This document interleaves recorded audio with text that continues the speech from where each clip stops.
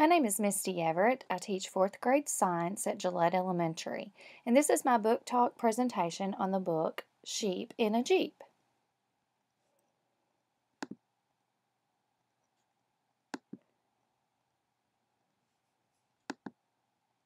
It was written by Nancy Shaw.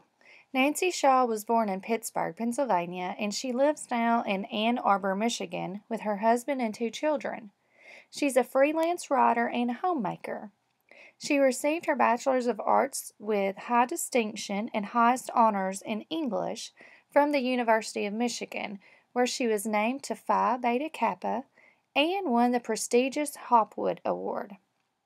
She received her MAT from Harvard University. Nancy loved books as a child.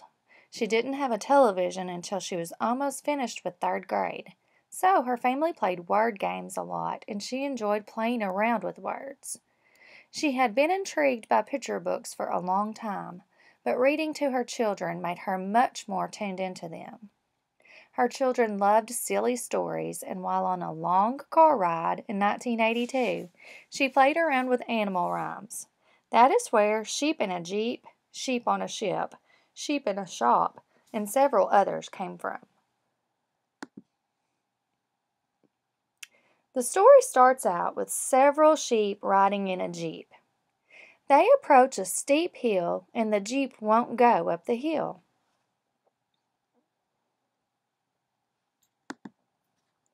So the sheep have to jump out to push the Jeep, but they didn't look what it was at the bottom of the hill.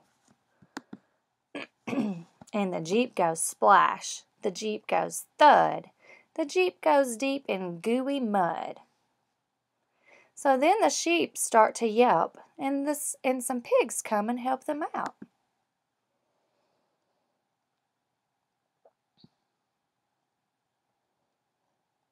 The Jeep comes out, and the sheep shout.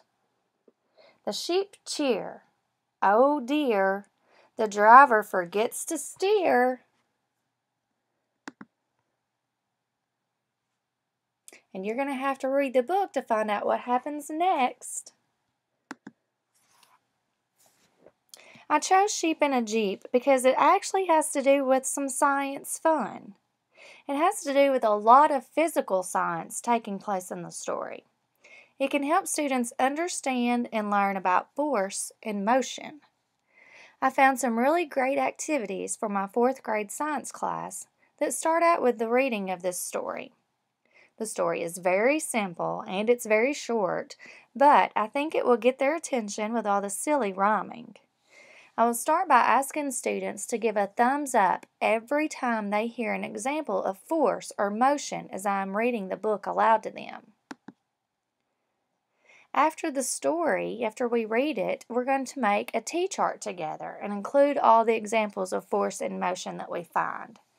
There's one example I'll show you here. When the sheep got the Jeep stuck and they got out and pushed on the Jeep, that was a force. The force was the sheep pushing on the Jeep. And the motion was the Jeep moves down the hill because of the force that the sheep pushed onto the Jeep. After we finish the T-chart, we can move to a checkpoint lab activity. The students can be split into small groups, and they start by taping a plastic sheep, or you can use another plastic animal, and you tape it into the toy Jeep. Then the students stack books until they are about 5 centimeters high. They raise one end of the ramp on the books. Then they will follow directions and answer questions about what force causes the Jeep to move up and then down the ramp. The ramp height is then changed and the process repeated and checked for changes in speed and distance. The students have a list of conclusions to complete. And that's the end of my book talk. Like I said, the book is very simple, especially for a 4th grader. Be very easy for them to read, very easy for them to get excited about. And I was pleasantly surprised with all the examples of force and motion and the activities and the hands-on activities with the checkpoint lab that can be done just from this simple book. Thank you.